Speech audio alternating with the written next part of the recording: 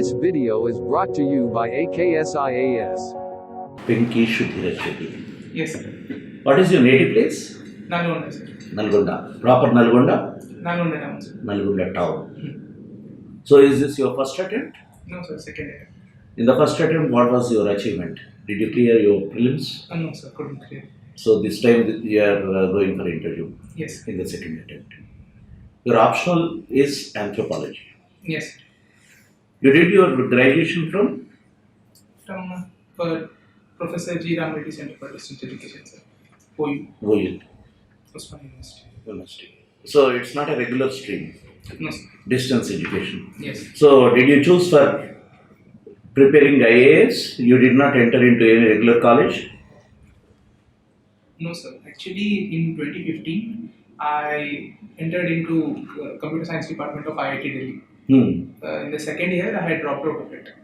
So, in 2016, when I dropped out, the academic year already began. So, I could not join a regular college. So, I opted for... In which year? 2015? Yes, I dropped out in 2016. Okay. What is the reason? Sir, my father wanted me to be an engineer. But my heart was mostly into liberal arts. Liberal arts. Yes, humanities. Very good. So you could have taken in some university which is catering to your interest, like liberal arts. There are many private universities nowadays which are catering to such interests. Sir, I thought OU being a state university would have top class lecturers and would pay a growth. So I opted for OU. But for distance education, a very few lessons you will be taught in a direct mode. Yes. Only during summers. Yes. So in that way, did you lose your regular education in the university process? Sir, I think there was a trade-off. Like the special circumstances in which I was, I had to make the most out of what I could. So I opted for distance education rather than wasting a whole academic year. Your graduation optionals are history, Political science and public administration. and your option for civil services is anthropology. Yes, sir. It is not fitting into your graduation. Sir, actually, anthropology also derives from these three subjects. Also, it is a synthetic science, and it also derives from arts, humanities also. I chose anthropology because I personally had an attraction to it, and I also found that it was scoring high in the previous years.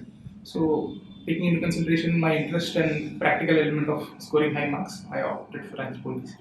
In graduation also, you could have opted for sociology. Yes, sir. In graduation, I wanted to go for subjects which I was more familiar with. So I went for history and political science. So, if you are not choosing anthropology, what could have been your subject? In the In options, options. I would have chosen political science. Political science. What exactly interests? Which aspect of political science interests you? Sir, international relations. International relations. Why so? Sir, it has an element of engagement and the pride of representing the nation at the international table, protecting India's interests, and general engagement in such with nations to protect our interests. So your choice of employment in terms of this should have been number 2 should be IFS. Sir, I chose IPS over IFS because I wanted more of a public interface, the ground level. Okay. Where I felt I could generate more impact on the life of people. So I put IPS over IFS. And then the 4th choice is Indian Revenue Service, Yes. which is not having public interface. Sir, I have talked to a few IRS officers. They have said that IRS these days is more diverse with the coming of GST. So I went for IRS as my 4th option. 4th option. And it was also better than the other options, following options like audit and account services. There is something like you have written about Bhongir. Sir? Bhongir is there. Yeah. Yes, English Government School Bhongir. Mother service. yes. Was she a teacher? Yes. What is the specialty of Bhongir? Sir, the textiles, Pochampalli textiles. Bhongir, Pochampalli, you are talking about the district. But Bhongir proper, I am talking about. The town. Town. Sir, there is a fort, sir. Fort. Which period? Sir, I believe it is. Sorry, sir, not able to exactly recall right now, but as far as I remember, it is some 15th century. Bhongir is Bhuvanagiri. Yes, no, sir. Western Chalukyas, there was a king, Tribhuwana Malla. Tribhuwana Malla. With this clue, you could get. Yes, sir, I think it's 12th century, 12th century. This is 11th century. Around 10, 20 or so. Tribhuwana Malla of Kalyani Chalukya, that is Western Chalukya. We have the history in this Bhongir. Forget about history. What is the geography of Bhongir? That fort is located on a huge hillock. Yes. Is there a specificity about that hillock? Sir, it is monolithic rock, sir. Monolithic is a broad term here. There is some specific aspect of it. You mean the composition? Composition, geologically. Sorry, sir, not aware of the specific composition. It is the batholith, batholith. Batholith. Batholiths are the stones which just emerge out of the earth when formation stage itself. It is not formed outside, it just protruded out of it. That is one of the biggest batholiths of this Deccan area. Batholith. On that the fort is built. Yes. Have you visited that fort? Yes, sir. Any other forts you have visited in your lifetime? I think Golconda Fort, sir. What is the period of Golconda Fort? Golconda Fort around same, sir, 15th century. 15th or 16th? Or before? Sorry, sir, 16th century, 16th century. Means which dynasty? Qutub Shahis, sir. Qutub Shahis. So do we have the fort before or it just started or built during Qutub Shahi period? Sir, as far as I remember, the Qutub Shahis had built the fort, but with time, the Kakatiyas had built the fort, and these Qutub Shahis had reinforced it, and it went on like that with gradual evolution. It was reinforced with time. It is not even a direct Kakatiya fort. Some feudatory of Kakatiya, a Yadava, but not having much history of it today. So that is a mud fort, original mud fort, reinforced in the Qutub Shahi period. Yes. Apart from Qutub Shahi's contribution in terms of fort and the architecture, is there any important structure in Hyderabad which you proudly claim that this is the wonderful architectural marvel of Qutub Shahi period? Sir, I would say Charminar. Charminar. That nearby Golconda Fort? Nearby Golconda Fort.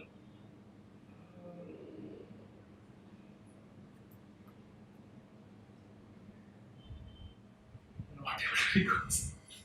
Nearby Golconda Fort, you have this 7 tombs. Good. Qutub Shahi tombs. Qutub Shahi tombs. Yes. That is part and parcel of Golconda structure itself, Yes. complex itself. Have you visited it? The tombs, no, sir. Hyderabad city is located on which river? Sir, no, sir. Where is it originating? Originating. Sorry, sir, not able to recall. Because this river is part and parcel of your entire Hyderabad plus your native district Nalgonda. Yes. Originating in Vikarabad district, Anandagiri Hills. Yes. And merging with Krishna, where? Vadapalli, sir. Vadapalli. Again, the old Nalgonda district. Yes. Vadapalli.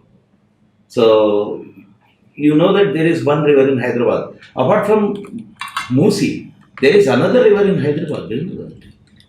Another river in Hyderabad.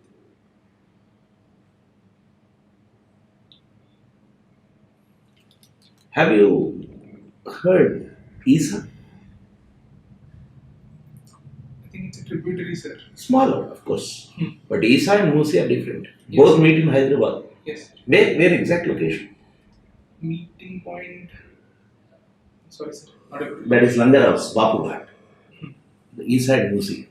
Because most of the students know about Musi. but not ESA. This is one of the old facts. If someone is in the board who knows about Hyderabad's, it's a chance. Yes. I don't say that they'll be knowing everything, but because there are many big officials who worked in Hyderabad, they know they're interested about Hyderabad geography. Yes, sir. So coming back to your anthropology optional, which part of the anthropology you are interested in? Sir, the social cultural part. So, means explain. Sir, social cultural anthropology studies how societies organize their social relationships, how do they define and organize their social roles, the social stratification, structures, and allocation of power and resources. Sir. Can you name any person who has written in 19th century itself about the societies and their organization, tribes, clans, and everything? 18th century. Sir. 18th century, 19th century. 19th century. Very classical work when we talk about the human societies. Societies in 19th century. Very old work. Have you heard about Henry Louis Morgan? Yes. The title of his book, his work? Morgan's book. I think social structures are Ancient Society. ancient societies. Based on his work, there is another classic written by one Marxist. Again, organizing the society. What is the title? Yes, sir. I think Marx. Marx was inspired from Morgan.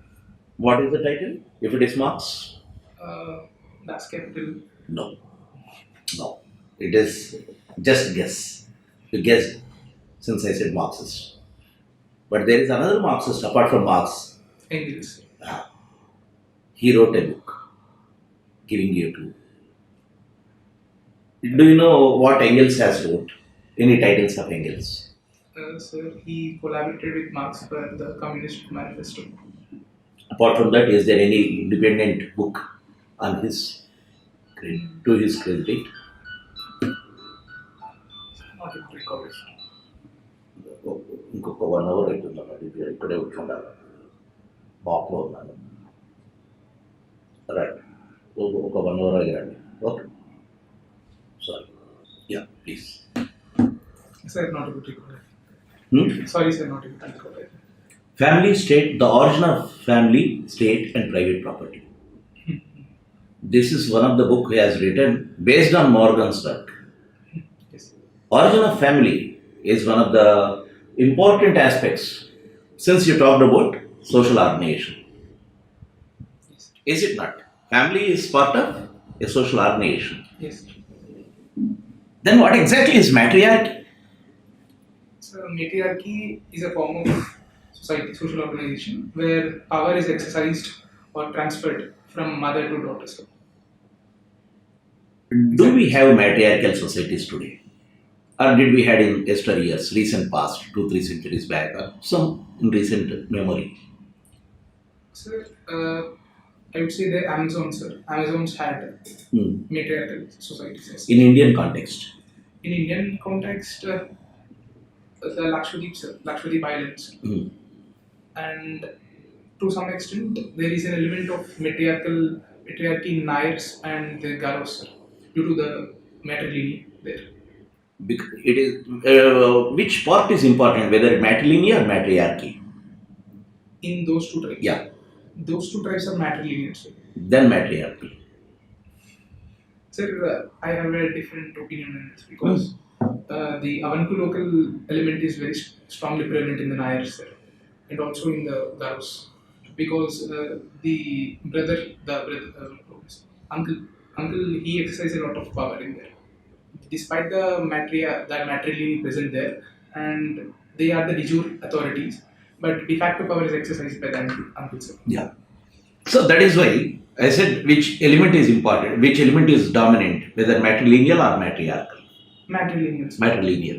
Yeah. Do we have polyandry in India? Yes, sir. Wait. The Todas, sir. Neatly. Sure. Yes. Still? Yes, sir. North India? In North India, Javansari Barber, sir. Very good. Which state? The Himalayan belts, sir, Uttarakhand and Eastern UP. Uttarakhand. Himachal. Not Eastern UP. Complete Uttarakhand. Jaunsar is the uppermost portion. Jaunsar is. They had, now it's almost gone. What exactly is the reason behind polyandry? What is it, social, cultural, or economic? Sir, I would say a mix of all the elements, sir. There are many contributing elements for polyandry. One of the primary reasons is the scarcity of resources. In the family structure, the father is the breadwinner and he needs to collect the resources and provide to the children. In a scarce resource environment, there is need for multiple fathers to provide for the survival of children. So this generally creates polyandry. Which resource is scarce? Generally food, sir. Food or land? So their population densities are generally limited. So I would say food. Means food is the product of the land. Yes, sir. Then do you call land as the resource or food is as a resource? So land is a resource. Yeah. But food is what we depend upon. Yeah. But here the problem is the land. Yes. When we talk about resource, it is the land. Because of the hilly tracts, non-cultivability, and the limited resources of tools. Yes. This is one of the things. Yes. So, in history, there is an interesting thing known as matronymical. Sir. Matronymical. You talked about matrilineal and matriarchal. Matronymical or matronomical, people pronounce in different ways. MATRINYMICAL, matronymical or nomical. Do you know what exactly is it? Sir, I think you are referring to the Shatavahanas. Yes. They are naming the naming is based on the mothers, sir. So that is a metronymic, like Gautami Putra Shatakani. Do you have any other dynasty which is having that? Apart from Shatavahanas? Metronymy besides Shatavahanas.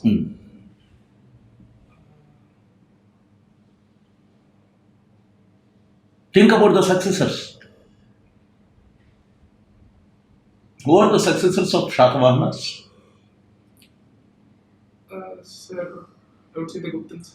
No. Nothing. No. Just you cross the Indias.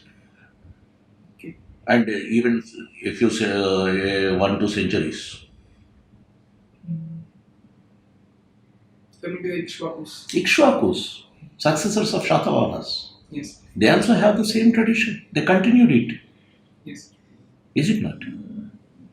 So, in that sense, just taking the name is important, or why? Why they have taken the name? Sir, at that time, in the evolution of society, women had a significant value and status in society, sir, compared to the Guptan age, where they had lost power. But the reference, I believe, was to identify themselves, sir, due to the polygamy, I believe. That is the reason. There are many queens. And if you name the mother along with the successor king, then you will be referring to the mother. Yes. That is the major reason. That is where, and many historians feel that this is giving respect to mother, that's why it's not exactly the reason. To specify the mother. Yes. They have given it. So, do you have any important sites of Ikshvakus? Have you visited any important Ikshvaku site in your state? Ikshvaku site, sir. Yes, sir. Nagarjuna Konda. Have you visited? Yes, sir. What exactly, which place, and what you can describe some aspects of Ikshvaku architecture or whatever you want, whatever you saw in Nagarjuna Konda? Sir, I had visited the museum. I believe that there were relics of sculptures there. And it was an archaeological site. Specific elements of architecture of Ikshvakus. The Dravidian style elements were not so strongly prevalent, sir, at that time. They are not concretized there. The basic structure of temples, sir, like Garbhagriha and a boundary wall. Have you seen a temple there? Temples, no sir. In the island? I have not visited the islands. The museum. Yes. That museum is in the island. Yes, yes. Temple is also there. Not seen the temples. Just before you enter the museum, on the left right side, that the way goes to leads to a temple just 100 meters away. I did not visit. That is actually medieval temple, not an old temple. Early temples of Ikshvakus are lying on the banks, outer periphery of this museum. So you were talking about the architecture and all those things. But exactly, there is a specific thing to talk about the architectural style or sculptural style of Nagarjunakonda. What is the name given to the sculptural style? School. Which school? School. Do you know schools of sculpture? There are different schools in sculpture. Ancient India. Sir, I think the Gandhara style, Yeah. the Mathura style, Then Sarnath style, and Amravati style. yes. Nagarjunakonda belongs to which style? Which school of art? Amravati styles. Amravati style. Why? What exactly is Amravati style? Why it is named Amravati style? Sir, Amravati style generally has group paintings, sir, and they have a 3D element in it. Like the sculpture is protruding out of the base, and they have marble as their base. Sure. Marble? Marble is the prominent element, sir. Do you have marble in your area? You are from Nalgonda district. And marble is what is the stone used in Nagarjunakonda on all these areas? Sir, I believe black sandstone or granite, sir. No, not sandstone. All the Buddhist art is in limestone, remember. Limestone. Yes, sir, limestone is present here. That is completely limestone. No marble. That is limestone. This Krishna Valley is complete limestone area. Yes. Based on this, you have one industry in that area. What exactly is that industry? The cement industry, sir. Cement industry. Because of the abundance of limestone, you have cement industry. What is the other area where you have limestone-based cement industry in Telangana?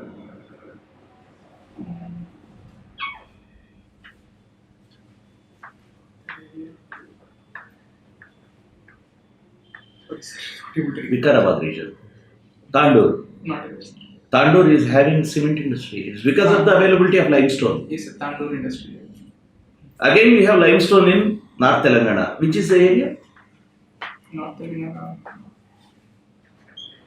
Because of that, again, there you have cement industries. That Mancherial belt, you have limestone.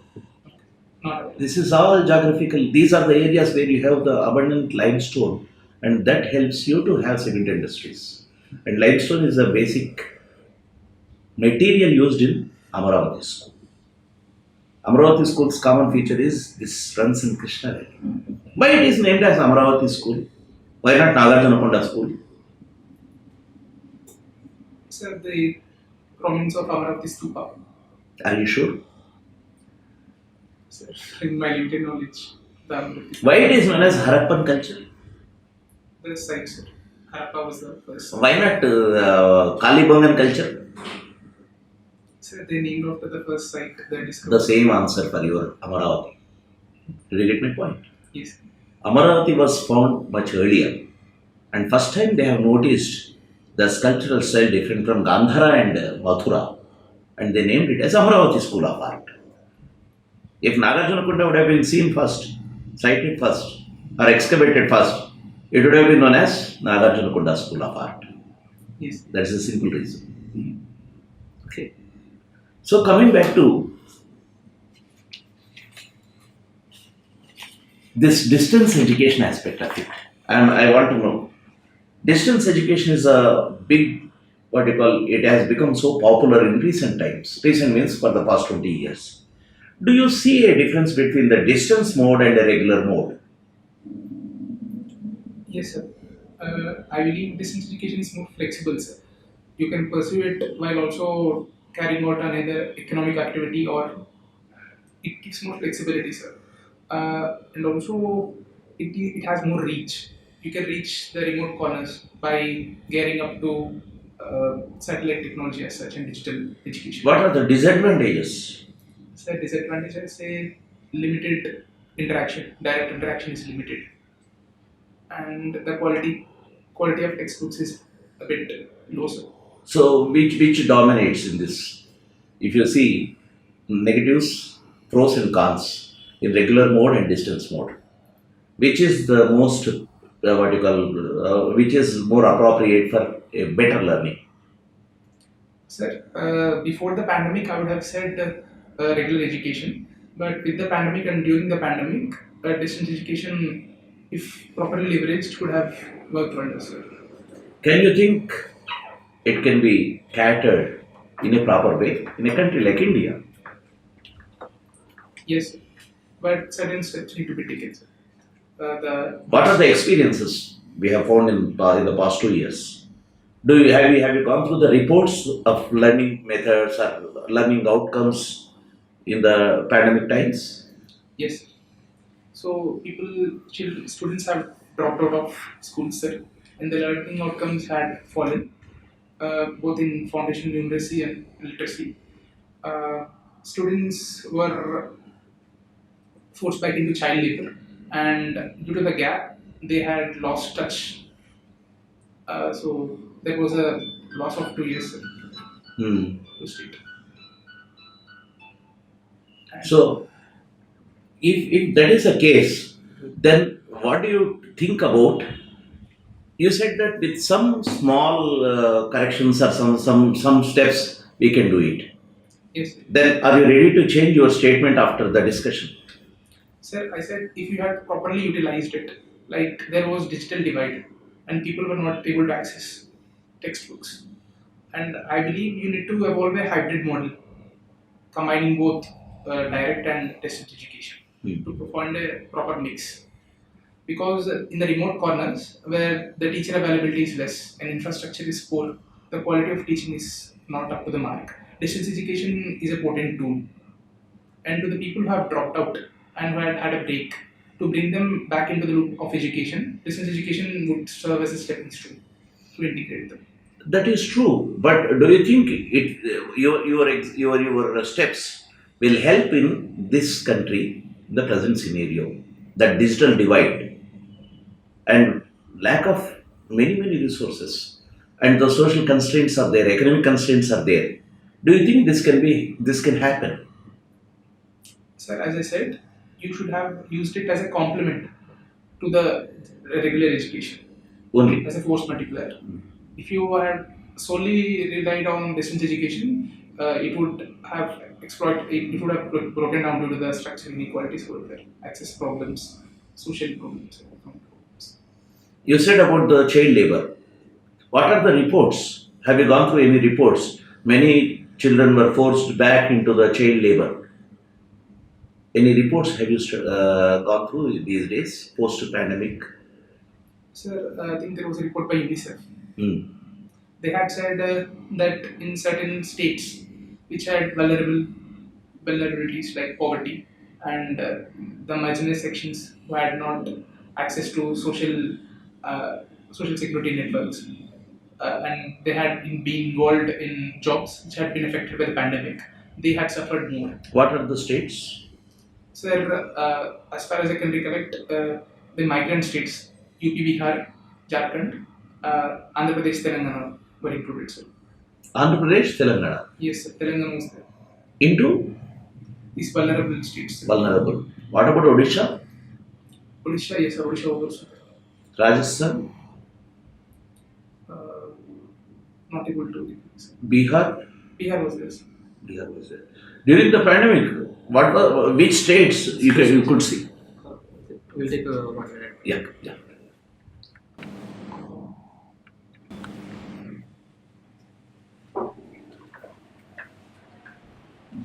In Telangana, what are the states where we can see some of the labor coming into Telangana and working in brick kilns? Sir, I didn't get the Brick kilns. districts. States. Which states people? Migrant labor from which state are into Telangana to work in brick kilns? Because it's a popular phenomenon. People from which state?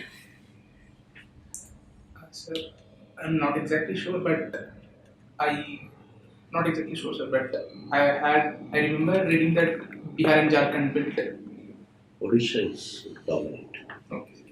And some of the districts like Bolangir and all those things, there are large number of people they are coming into. Correct. Yeah. And there is a program to have schools at the brick kilns itself. Do you know about it? Yes, sir, I read an article on it. Under which scheme they are supporting that? Sir, as far as I remember, they wanted to reduce child labor and increase the enrollment in primary education level. So they started uh, creating schools near the break kilns. Scheme, I think Manavuru Manipadi, sir. I'm not sure. That is known as OAC. The children are known as OAC, out of school children. And school at workplace is supported by the World Bank project. Do you know the name exactly? There is a name for this project. All the states in this country are under this project only. World Bank is supporting India under this project. Have you heard about Sarva Shiksha Abhiyan? Yes. Sarva Shiksha Abhiyan is the old one. Now it is not Sarva Shiksha Abhiyan, it is Samagra Shiksha Abhiyan. Yes. This is catering to such children. Since you are from, your mother is a teacher, have you heard about these Sarva Shiksha Abhiyan schools? No, sir. Discuss with them. Okay, sir. This triple S, Sarva Shiksha Abhiyan, now it is Samagra Shiksha. So under Samagra Shiksha, lots of things were done in school education. Funding, infrastructure, and OAC, out of school children, bridge schools, all these things. Bridge school. This is another concept to bring back the children who are not into the regular stream.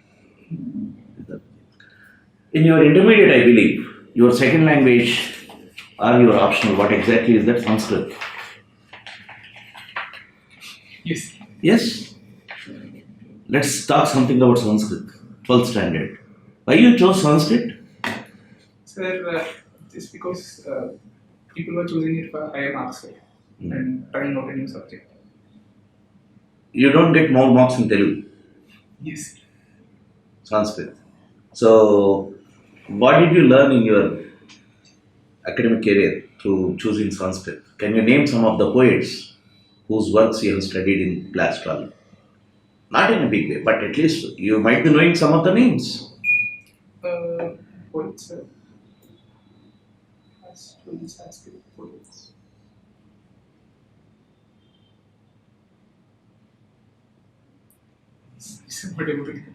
Till 10th, it was Telugu.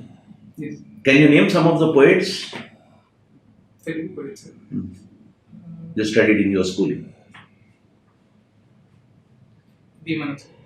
Vemana. Tikaram. Uttaram.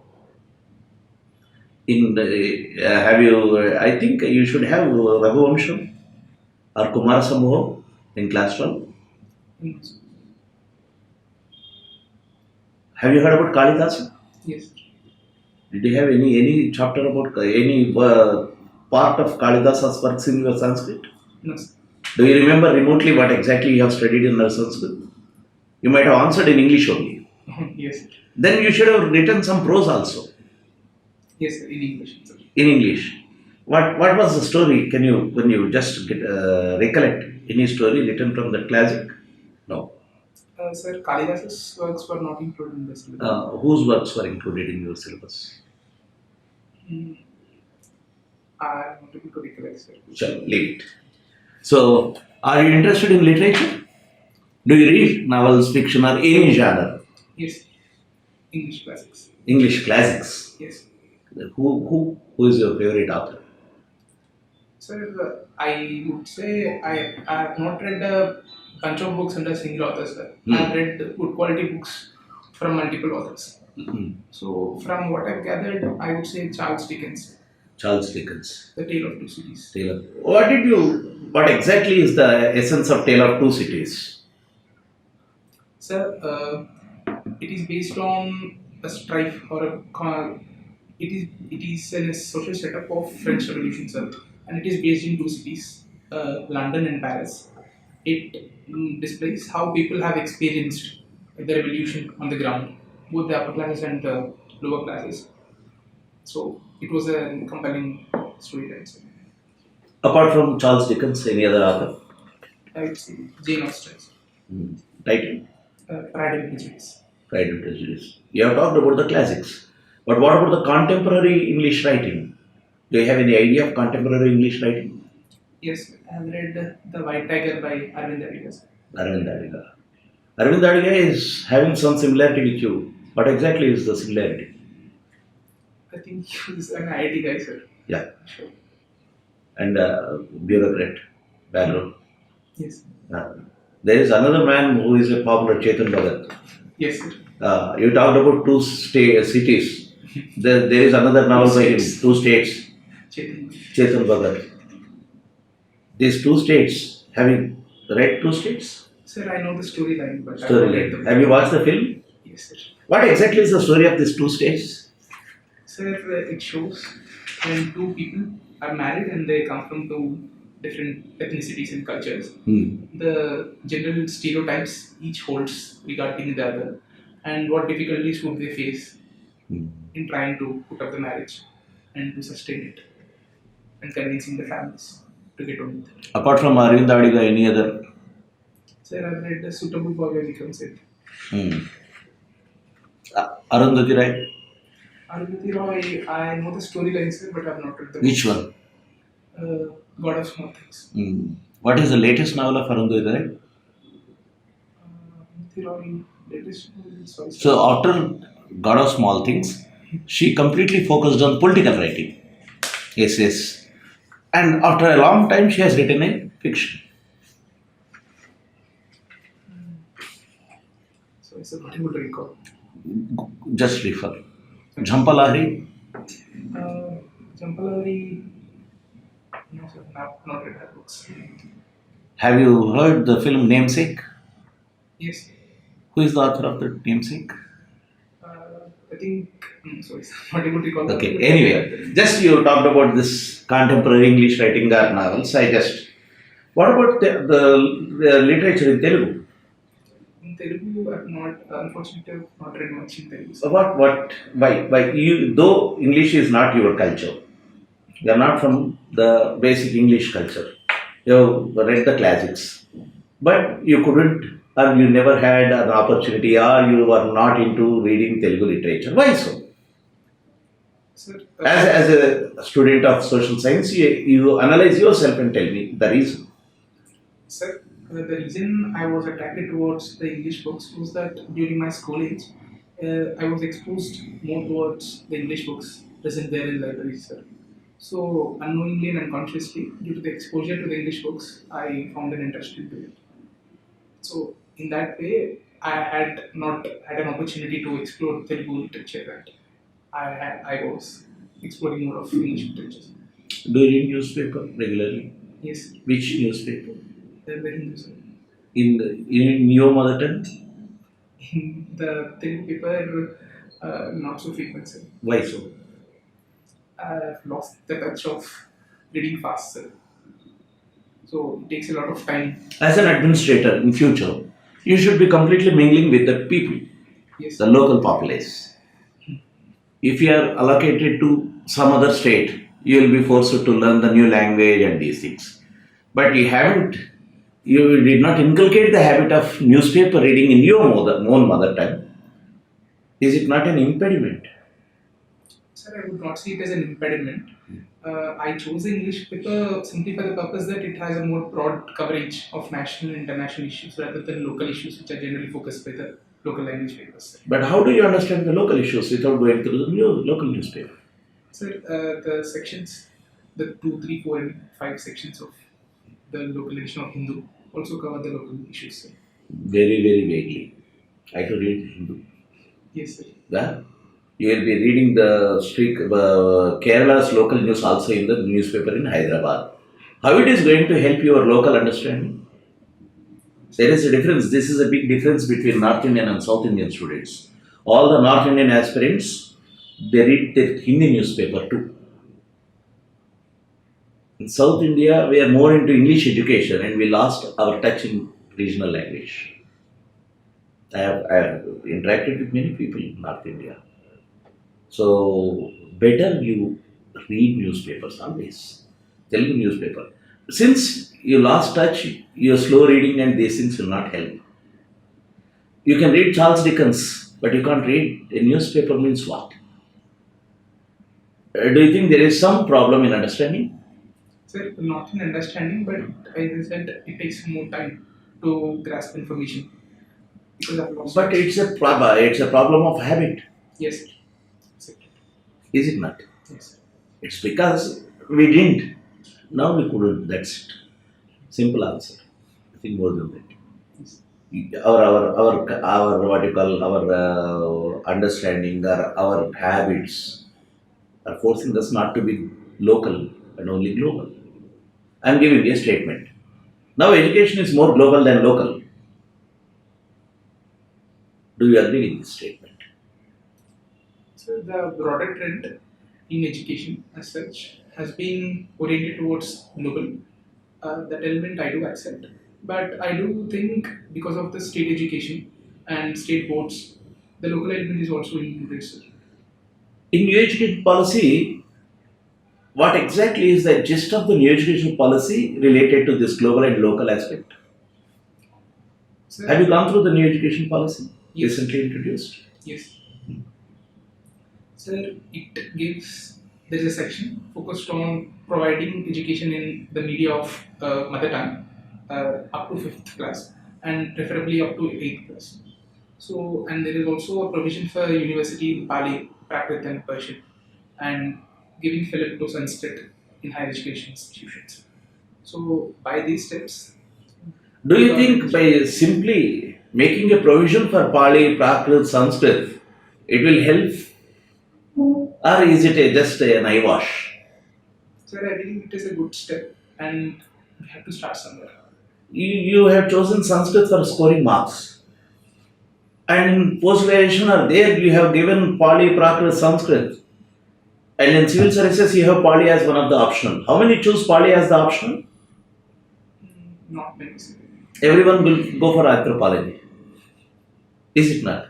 Then how can you say that these steps will help to have a holistic approach towards new education? How do you analyze this? What to do if really it has to happen? To encourage local elements, sir. Yeah. Sir, I think research and more studies and literature needs to be produced in local languages because once you start to disseminate high quality knowledge in local literature, people will generally try to prefer it because mother tongue provides better understanding. Cognitive capacities are well improved when you read in mother tongue. In IIT, what was your branch? Computer science, sir. Computer science. So you have the basic understanding of computers and you went up to IIT.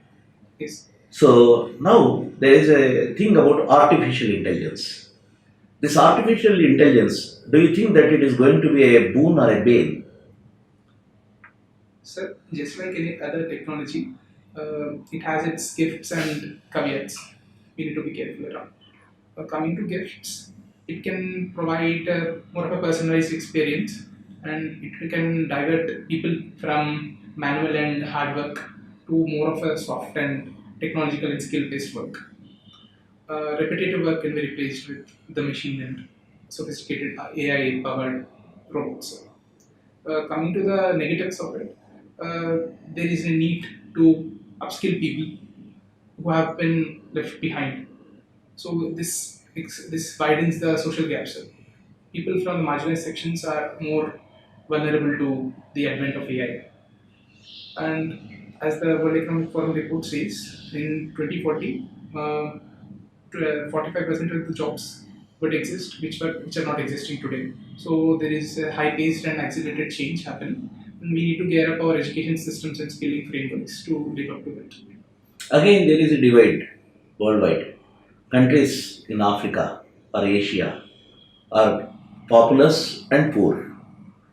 Do you think these countries, or the population of these countries, will gear up to these challenges? Will not there be any divide again in future because of this? Yes, sir. In the present conditions, there is a lot of gaps, sir, either in resources or the quality of education and the attainment levels and the literacy levels between Africa and the third world and the first world. So, in this juncture, if AI is to be taken up, yes, sir, the gap will widen. The first world people will be more equipped, or they have a better chance to leverage and exploit the opportunities provided by AI, and the third world countries will face certain problems. But I believe this can be solved or addressed to a little extent by international cooperation like South-South cooperation and setting up universities for, as I said, digital education. These elements can provide to reduce the gaps to some extent. You have used very interesting, that is first world, second world, third world. Are we using it nowadays? Sir, the terminology has actually changed to developed and least developing and developing countries. Mm. What was the background for this first world, second world, and third world in polity? Sir, during the time of the Cold War, the liberal democratic order, they represented the first world. Yeah. And the socialist communist order, and the nations which subscribe to their ideology, they belong to the second world. The newly independent states who had gained independence post-colonialism, they represented the third world. Third world. So post-colonialism. Again, there is a term used in terms of polity, neo-colonial. Can you explain what exactly is neo-colonial order? Sir, neo-colonial is an order where indirectly certain countries which are more powerful and have access to power in the international order are running the game, and they get to call the shots regarding the policy making, political economy of the third world. So, for example, whether the IMF loans which are given, the conditionalities that are imposed to get a loan, these come under the neo-colonialism. Do you consider some of the aspects as neo-colonial in India? In the policy aspects. Policy aspects. Same thing as you have described about IMF conditionalities. In all the third world countries, we have this problem, accepting to the conditionalities imposed by IMF. If that criteria is taken, even India had to succumb to such pressures, and we have succumbed. So, do you think it's neo-colonial again? Sir, I would say most of neoliberalism, sir, rather than neo-colonialism in the context of India, because the change in the international order, where US emerged as a single power, and the change of the international politics at that stage, and the conditions which we were in 1991 forced us to change to a more of a liberal order, sir, from the socialist thought and the policy making which we had chosen. So I believe it's more of a neoliberal order in India, sir, rather than neo-colonial. So what was the term given during that period of senior Bush of this condition of the world when the Cold War has ended? There is a term, proper term, US used, New World Order. Have you heard about it? Yes. New World Order. What do you mean by New World Order of US of 1990s? So the New World Order was based on more of democratic principles, sir. And sticking up to the international law and compliance with rule of law, sir. If I say it is America's order is New World Order? Sir, in any part of history, it is generally observed that there is an undercurrent where the hegemon of the time runs and protects the world order, sir. He is the one who sets up the world order, and he is the one who maintains it by regulating it. So, in the situation of 1991, US was the hegemon, so it had certain elements of its own ideology that had influence in world order. What is the present condition? How do you define the present day world order? Sir, I would say multilateralism is a bit on the decline. There are multiple states and multiple players that are emerging, and there are too many uncertainties. So, how many blocks are there in present day world? Blocks. I think, sir, the block mentality has been lost, but unfortunately, certain elements of the Cold War era are still surviving in the West versus China. I think the block mentality is still coming up. Then what is the then if it is the case, then where is the problem with Ukraine joining NATO? Yes, If your answer says this is the thing, then this is the problem with NATO. Russia is saying that you shouldn't join NATO. So if it is, if your answer is the ultimate one, or if you stick to your answer, fix this, fit this Ukrainian crisis into that and tell me. sir. I would say Ukraine crisis is more of a security dilemma, sir. Hmm. Post 1991, US has been actively expanding onto the Eastern Europe with the NATO. This has caused security dilemma and security insecurities in Russia. And when the NATO had the threat of expanding up to its borders, Russia took a drastic step of taking a unilateral military action on Ukraine. So, as of now, I don't see the exact crystallization of bloc politics and alliances, as was seen in the Cold War era. But foreign policy thinkers are saying that a new Cold War is emerging. But I believe it has not arrived yet. If US and NATO is on one side, what could be the other bloc, other pole? Which countries will be on the other side of the pole?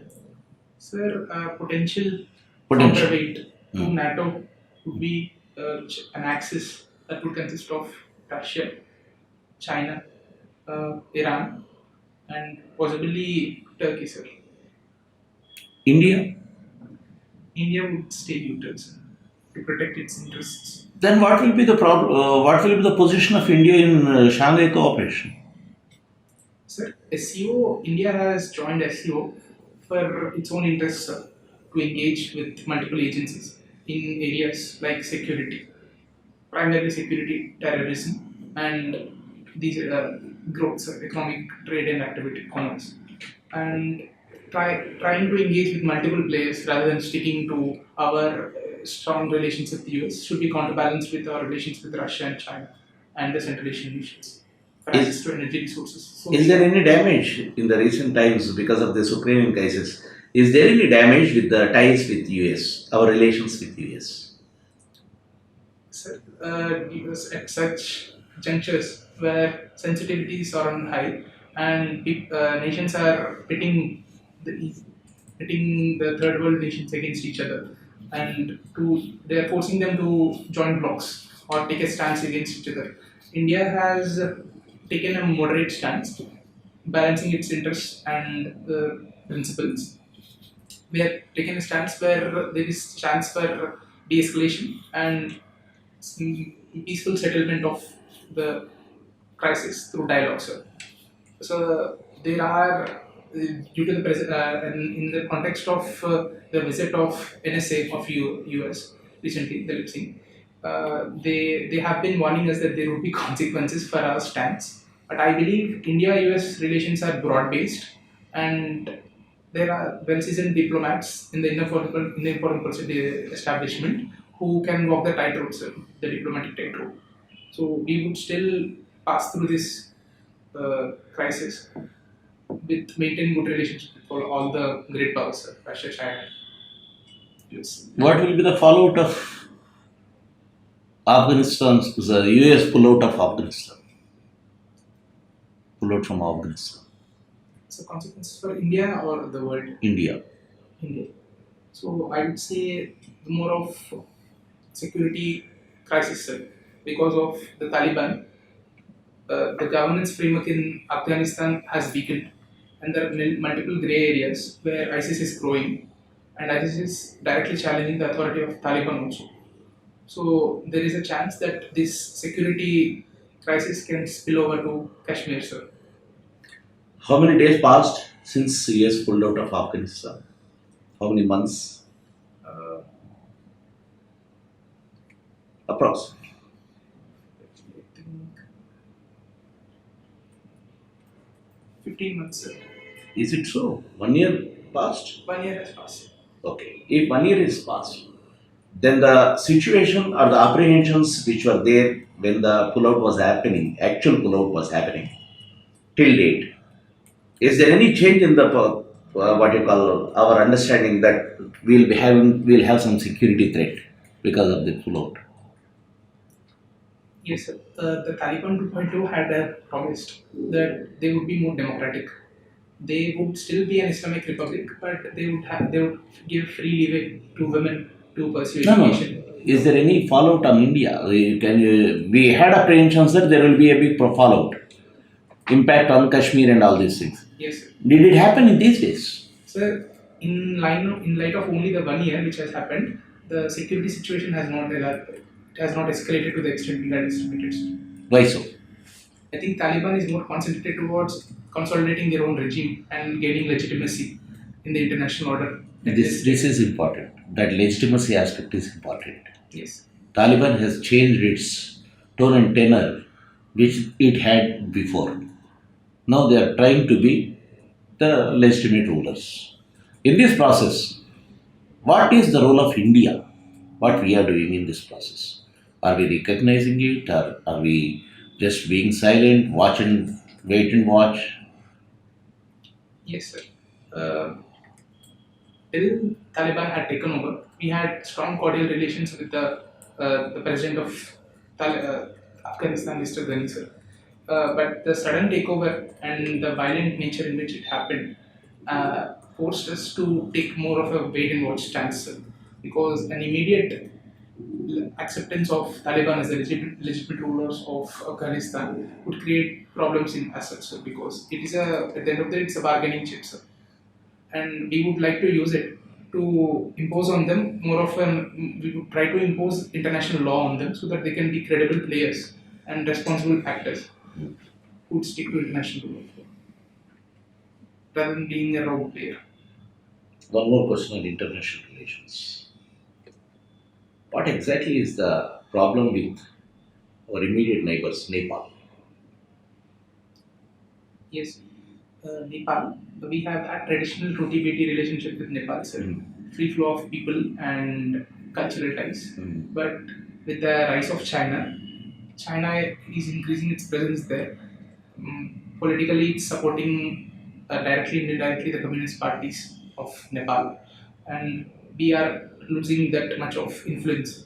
We are no more the single. We are no more the sole. We are no more the sole provider of security in Nepal. And the trade relations with China are growing, which is a threat or apprehension for India. And there is a second issue of the cartographic aggression which Nepal had conducted. So the border issue needs to be resolved, sir. That is the second matter, I would say. Which is the primary reason behind this situation? Is it India's understanding of international relations or Nepal's tilt towards China? Sir, I would say till the rise of China, India was the sole regional power of South Asia. But with the emergence of China and its interest in trying to be holding influence and project its power in South Asia, the neighbors of India are trying to engage or balance India's influence in them via their relationships with China. So this has been seen in the case of Nepal and Bangladesh and Sri Lanka, sir. But the problem is they are being attracted to the easy money and the easy terms on which money is being provided by China. But they are not being apprehensive towards the lack of transparency and the feasibility of the projects and the debt trap diplomacy which China has been actively pursuing. And once they are under the fold of China, they are taking more of a Chinese tilted stance. For example, it was the Yamin regime. They had, and now even today they are organizing the India Out campaign to remove India's presence in Maldives. And the Communist Party of Nepal is seeing more of a bloc politics emerging, and it is even opposing the MCC project of US in Nepal.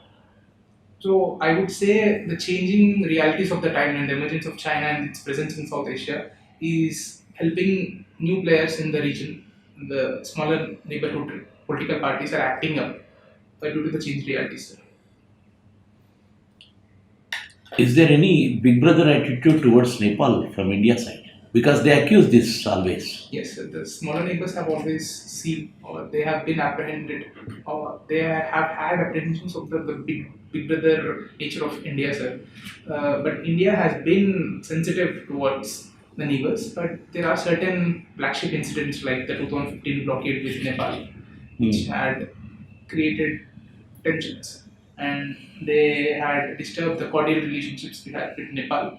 And it was since 2015 that Nepal has been tilting to and trying to balance India and China. Any treaty which is totally biased towards India and it is the most talked treaty between Nepal and India, controversial treaty. Any controversial treaty which is in favor of India than Nepal. One of the most talked or discussed treaty between India and Nepal. People show this as the India's big brother's attitude towards Nepal. Have you heard about Mahakali treaty? Yes, sir. That is it. The treaty which had happened, in which Nepal and India have different stances on the border, sir.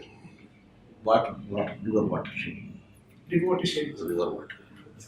River water and the dams construction. This is Mahakali treaty basically. So coming back to some later points. Do you watch films? Films, yes, sir. Language? Language, English and Telugu, sir. English. Who is your favorite actor in English? Favorite actor, Meryl Streep, sir. Meryl Streep. Which film? I would have to say Julie and Julia, sir. Okay. So Eric Brockovich. Have you heard about this film? I remember the name, but I have not seen the movie. This is not Julia Roberts movie. Just I have taken one film. Eric Brockovich. No, sir, not first. So any recent films? Recent films, Shyam Singh Rai in Telugu. Shyam Singh Rai. What is the appealing aspect in Shyam Singh Rai for you? Sir, they had discussed a social problem. Of Sir, which social problem? the Devdasi system, sir. It showed how the protagonist played a major role in providing leadership and trying to provide alternative opportunities to the Devdasis who had been emerged, who had come out of the system, and how he had vehemently fought against the system via literature, sir. Can you name some of the reformers who fought, who based a struggle on Devdasi system in India? Sorry, sir, not able to recall. Anyone who talked about Devdasi system, any act? Sorry, sir. Is there any act against this Devdasi system enacted?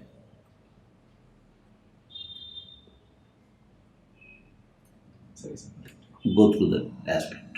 Okay, there is an act, Devadasi Abolition Act. Okay, so what exactly is Devadasi? Do you know what exactly are the historical reasons behind this Devadasi system and its present forms? Sir, the present form, I believe there is a Jogini system variant in Telangana, where girls are allocated to temples and they are restricted, and then during their lifetime they have only access to the temple premises and they are seen as married to God. The origins of the system, I'm not aware of the exact origins of the systems. Devadasi itself is God's slave. serving in the temples. Yes. It started as something which is not so oppressive, as many people from the families, respectable families also went and danced before the God. Performances, dance and music performances. That is the origin. But again, then restricted to some sections and finally become it's an obnoxious form of repression. Okay. So Devadasi is a system. As you have talked about Devadasi system, This is one of the, we have an act also. That is,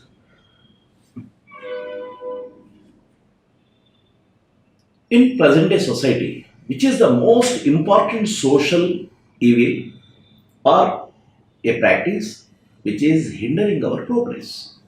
Can you name the most important social evil of present day society? I would say child marriage. Still you have. Yes, it's still happening. What is the gravity of the situation? Yes, sir. In the heartland and in certain parts like in Telangana, in AP, it is still going on, sir. In the rural areas in hinterlands, because of multiple reasons, sir. They are seeing the perception of seeing women as a burden, a liability, and the security issues which aggravate with age. Mm, They are not trying. They do not want to risk the family being blamed, Hmm. and they do not envisage women playing a leadership role.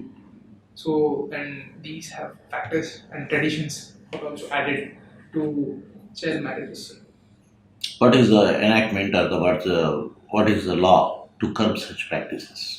So, it started with the Sharda Act, sir, and then we have the provision of Child Marriage Act, and the latest amendment in 2019, 2021 to increase the age of marriage of women from 19 to 20, 18 to 21. Sir. Do you support this 18 to 21?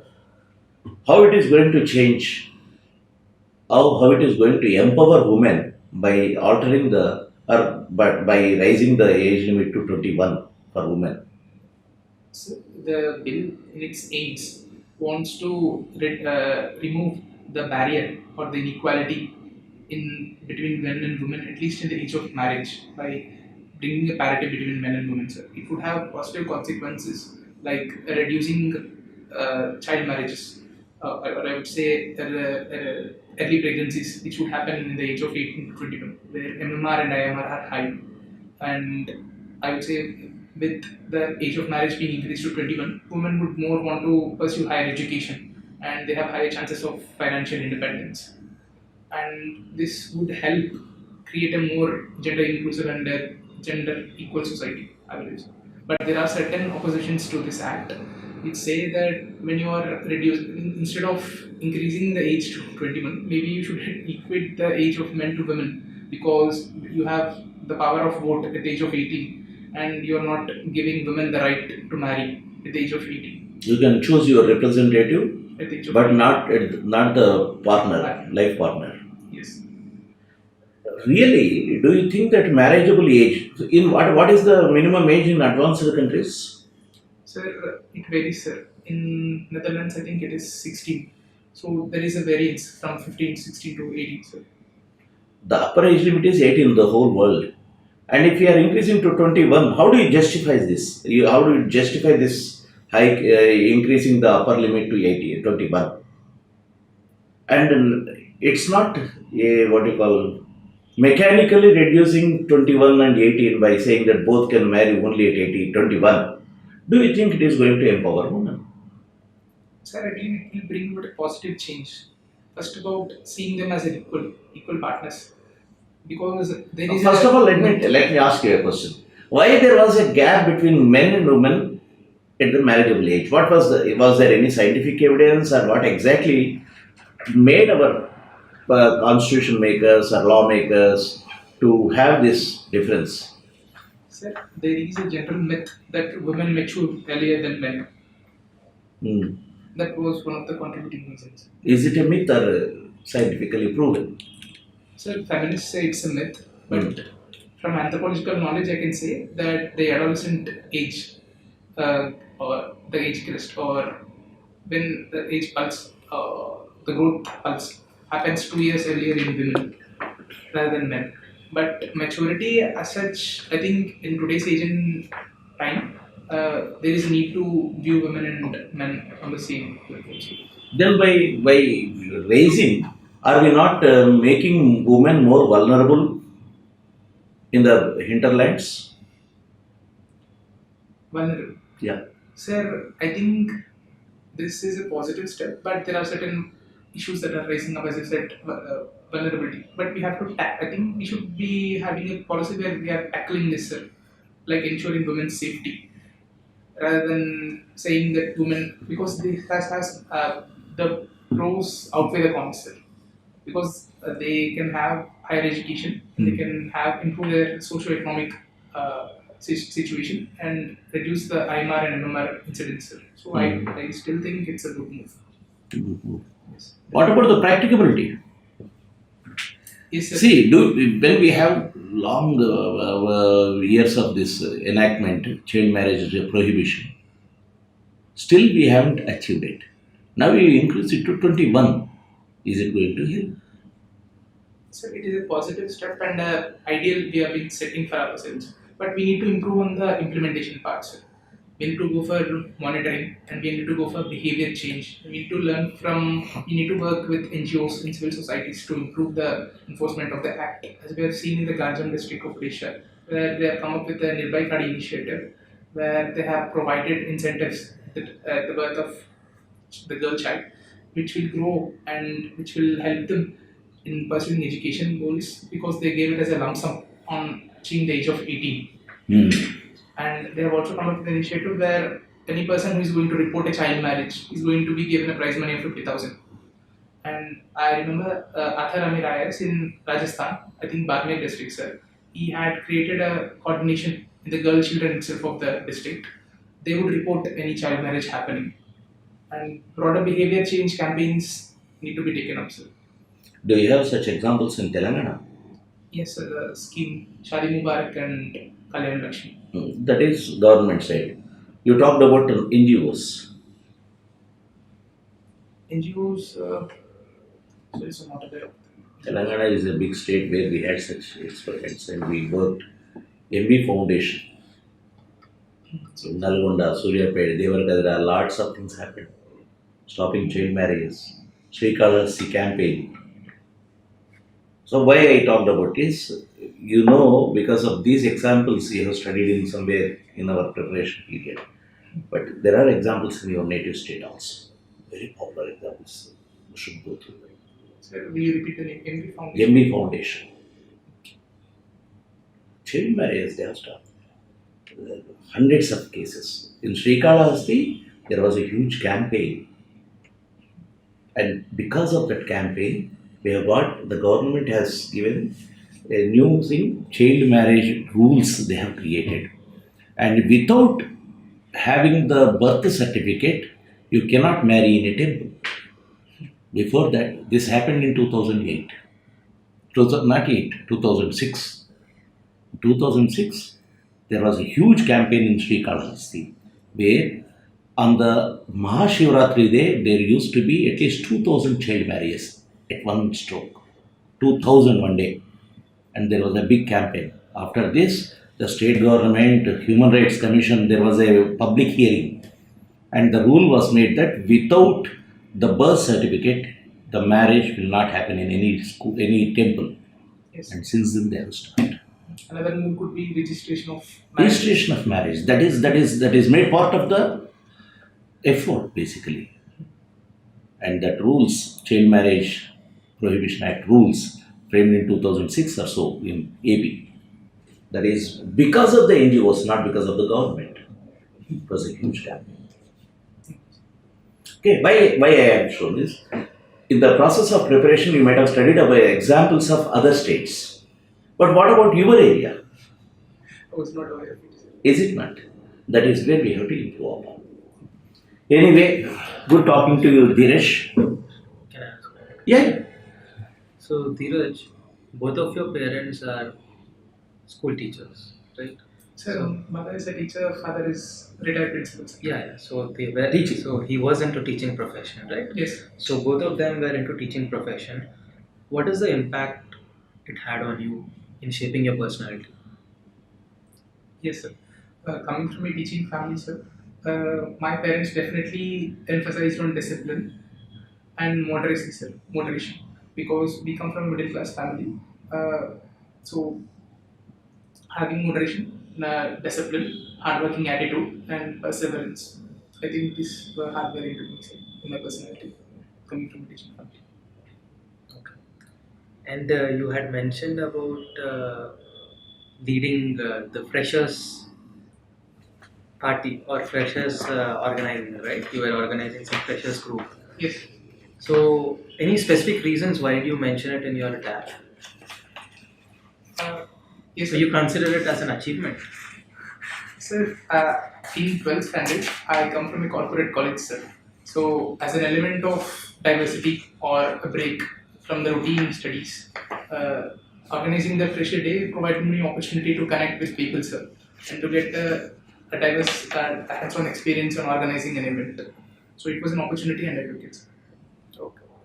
And what do you think are the problems plaguing Indian bureaucracy, and how would you make a difference to it?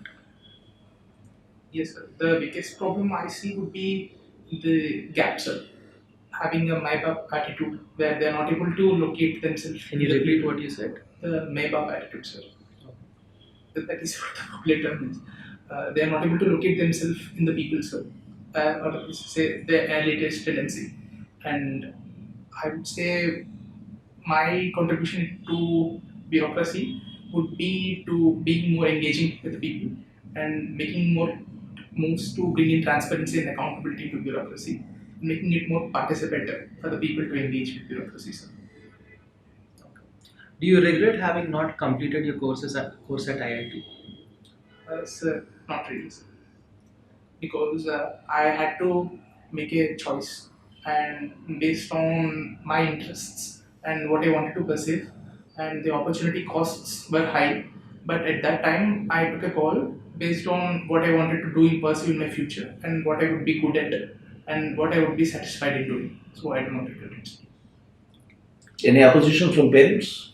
So initially there was opposition, but I persuaded them, sir.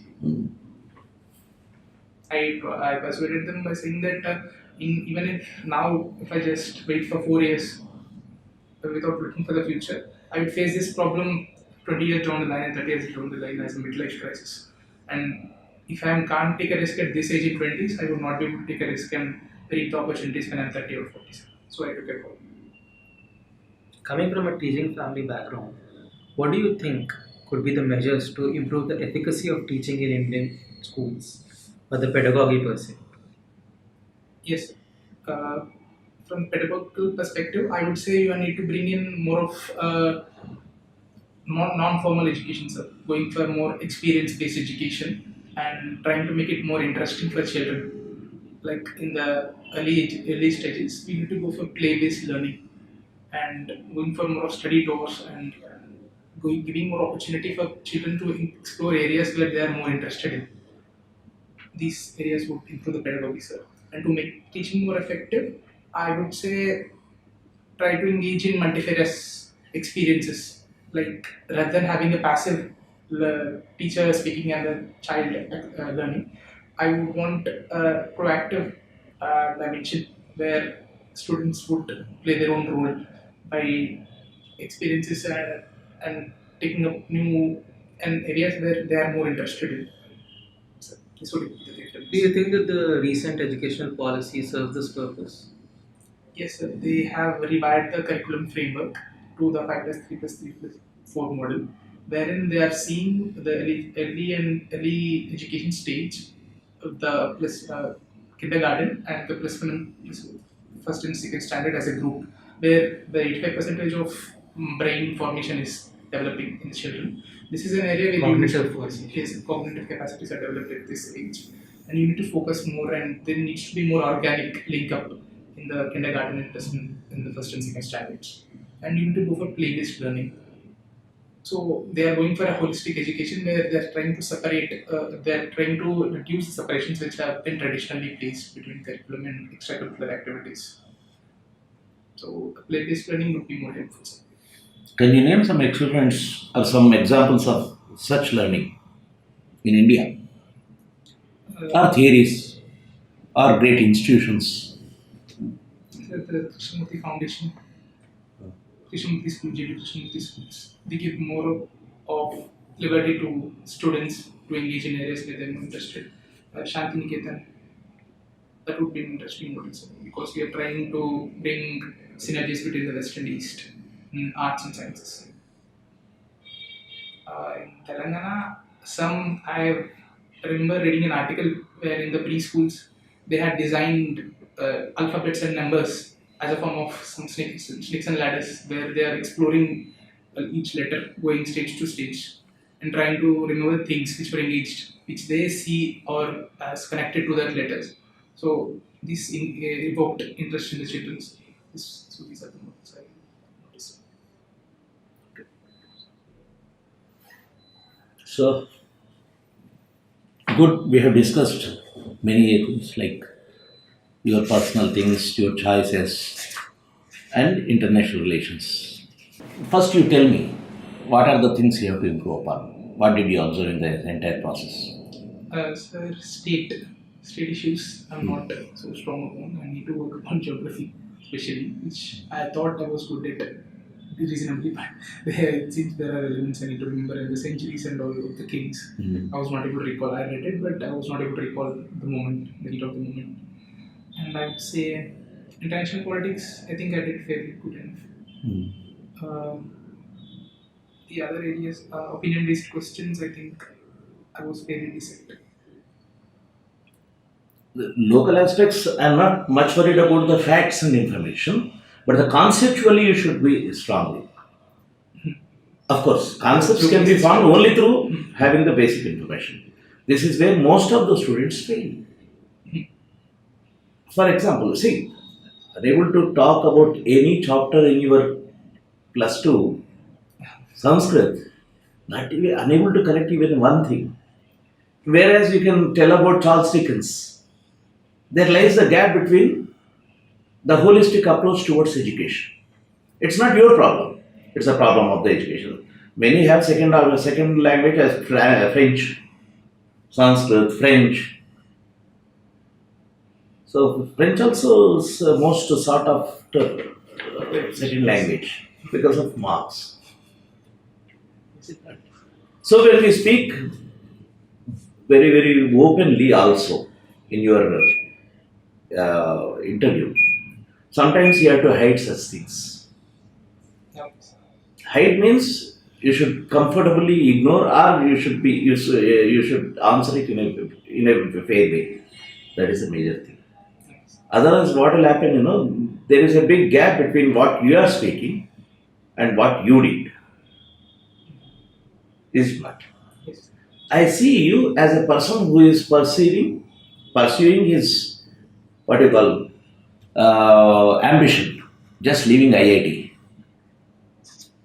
But when it comes to the local language, magazine or newspaper, there you feel that need not. Huh? So There is a time crunch and I have to make time. choices. Actually, this is not the time problem. This is the mindset problem for local aspects. So you can think about, or you get the information about what is happening in Orissa when we are talking about child marriage, but we don't know or we are unable to get the information about the local state, our area. There lies the problem. Not your problem. I am very frank about it. This is the general trend and mindset. Because you get all these things in your notes and all those things, Yojana, notes, some of the materials you prepare for competitive examinations. Whereas we don't see around us what's happening. That is where that is lacking. But still, good, you have answered international relations fairly well. Okay. So, all the best.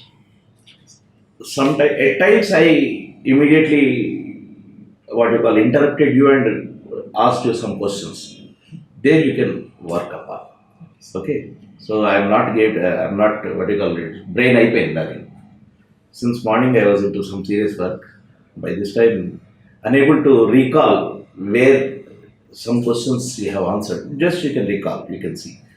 So I interrupted in between and said, is it so? Cold War period also, those blocks also. Okay. Those just recall those questions where you have to work upon. So it would be better if I would not say the first and third will kind of like. No, it's a good thing. Then you will get a question based on your answer and you fairly answered. that first world orders, the first world, second world, third world, it's good. Even neo-colonial also, you answered me. But still, that neo-colonial answer, I believe, when you say some generalization, if it is asked again, putting your country, that is India, you can't say that yes, it is neo-colonial. But any political scientist can openly say that this is neo-colonial. That's why I said neoliberalism. Yes. So that is a fairly good answer, no doubt about it. Okay. Those areas, I tried to intervene then and there itself as a part of discussion. Just think about those things. Okay. All the best. Thanks.